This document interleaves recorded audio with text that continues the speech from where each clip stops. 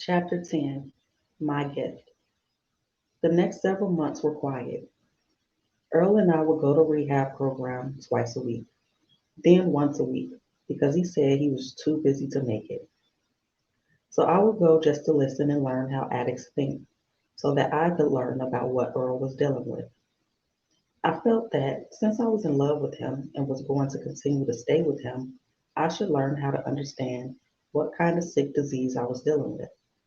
I needed to understand how a drug can just take a person somewhere so dark and completely out of their character that they can't come back. At this time, I didn't know if my dad was taking the same drug, but it made me wonder. My father had a lot of the symptoms that the addicts talked about in the meetings. I was in my ninth month and I was 2 weeks overdue. I was the biggest I had ever been. My normal weight was 150 pounds. Now I was 190 pounds. I felt like a house. On December 15th, I had just finished running around all day. I had been walking all over Yonkers when I felt my stomach tightening up. It felt like the baby wanted to bust out. I told Earl, I think I'm in labor. I'm in pain, and my stomach has never felt like this before. We didn't know any better, so we went to St. John's Hospital, which was not too far from where we were. The doctor told us I had only dilated 3 centimeters, which was good, but I needed to be at 10, so we went home. That whole day I walked up and down. I'm sorry. The whole day I walked up and my stomach kept tightening and tightening. I was so uncomfortable. I got so tired of walking back and forth that I finally gave up and went to sleep. I could barely sleep that night. I tossed and turned all night long. When I woke up, I could not eat. It felt like the baby was getting ready to bust out of my stomach again. When the doctor would ask if I wanted to know the sex of the baby, I never did. But all I know is that it was one feisty baby. It kept moving so much. The baby felt like it was lying on my lap and getting ready to kick my heart out. It was 6 o'clock in the evening, and the baby was still doing the same thing. The only difference was that the pain was getting much more intense. Earl and I went back to the hospital. We just knew the baby's head had to be hanging out. But the doctor said I had only dilated to 5 centimeters. I asked, can you just take the baby out now? He replied, no, your water hasn't even broken yet. Well, this was my first baby, and I didn't know what the hell this damn doctor was talking about. All I knew was that I was tired, frustrated, and wanted this baby out. When we got back to the house, there was no one there, so I said, Earl, you know what we have to do that's totally healthy? What? He asked. I said, we have to have sex. Sex? Earl looked puzzled. I said, yes. The doctor said it was totally healthy and we can do it. Earl said, but that was when you were in your early months. You 9 months now. I said, listen, the doctor said we can have sex up until the last month because the baby is protected by a thick bag. Trust me, I did my research. It was the funniest thing ever. I wished I was a fly on the wall to watch us. All I'm going to say is it went down. Next thing we know, Earl said, I felt something. The liquid started running down my leg. At the same time, a pain shot from my stomach to my private area, and I said, I think it's time. Let's go.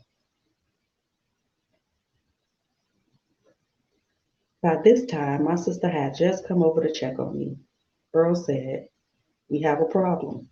I don't have any more money to catch a cab to the hospital. I didn't know where my sister had gone, but she disappeared. By this time, the pain was unbearable. Finally, she came back. I said, fuck it, call a cab. The cab came and I grabbed my baby bag. I crawled into the cab because I could barely walk. We got to the hospital and I didn't care how the cab driver was going to get paid. I just wanted to see the doctor.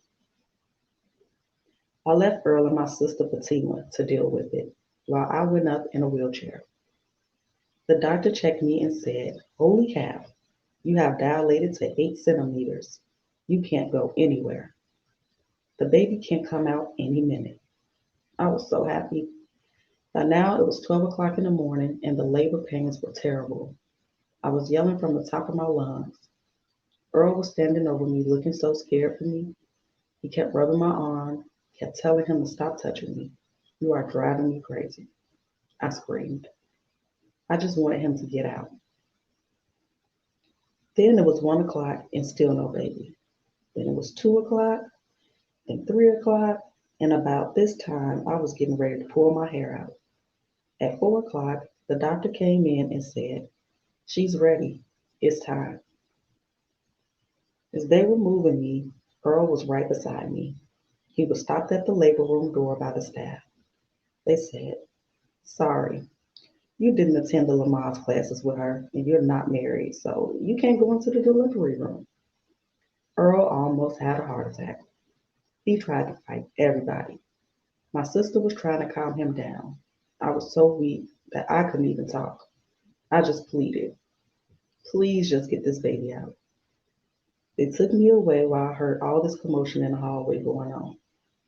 The nurses called security, and security called the police. It was crazy. After 20 minutes of screaming and pushing, I heard a baby cry. It was the most beautiful sound I have ever heard. It was the cry of my baby boy Xavier. I remember crying as they brought him over to me. I looked at him and kissed him and said, "Oh my God, look at you. To think there was a time I didn't want to have you, my little angel." I looked at Xavier as I held him in my arms with tears of joy and said, "Thank you, God, so much for this gift. This is the best gift that you could have ever given me in my whole life." It was December 16th, and Earl was overjoyed. He didn't go to jail that night. My sister was able to calm him down. His first look at Xavier, our tiny gift from God, had melted his heart. The look on Earl's face was full of achievement and happiness. He just kept looking at his son and said, "Wow, I cannot believe this, Tashira. I'm a father. I have to really start getting my act together. I have a son now." It made me so happy that he acknowledged that. For the next 2 days, I had to stay in the hospital. We learned that the hospital would not permit us to take the baby out unless we had a car seat. We had no money to purchase one. So Earl asked the guys that he was getting ready to do business with for the money. That really surprised me because normally Earl would go steal the money from someone. It just showed me that he was growing up. I brought that point up to Earl and he said, "I'm not trying to go back to jail. I have a son to raise now." And that really made my heart smile. Xavier was born 2 days before Earl's 21st birthday. He said that was the best birthday present he could have ever gotten. Having our son Xavier was the best thing that could have happened to both of us. Earl's grandmother, whom I was very close to, was so happy. She looked at Xavier and said, "He has your hands and your balls too." I had to laugh at that one. I couldn't believe how much joy a baby would bring into our lives.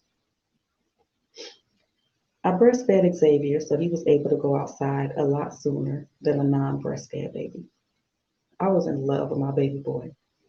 I wanted to make sure I was with him at all times. I didn't plan to go back to work until Xavier was 1. While looking for an apartment, I started staying with my god sister again. I also spent a lot of time at the Rough Rider studio with Earl and, of course, and Xavier. I didn't go anywhere without him, especially since I was breastfeeding him. Earl hadn't seen his father since he was a little boy. He was like 7 or 8, and now, since he had Xavier, he wanted his father to meet his son. We traveled out to Philly so that could happen. We went to Baltimore with Earl's newfound business partners from the label that was giving Earl money. I was receiving public assistance until I went back to work, so I had a little change too. For the most part, Earl was in the studio developing his relationships. I could feel everything was getting ready to change. Earl was getting so popular and doing some official shows. He was meeting a lot of serious people in the industry. Day in and day out, Earl was at the studio. The guys from the label were practically taking care of him. Now, Earl always had money on him, and he used to make sure Xavier and I was good.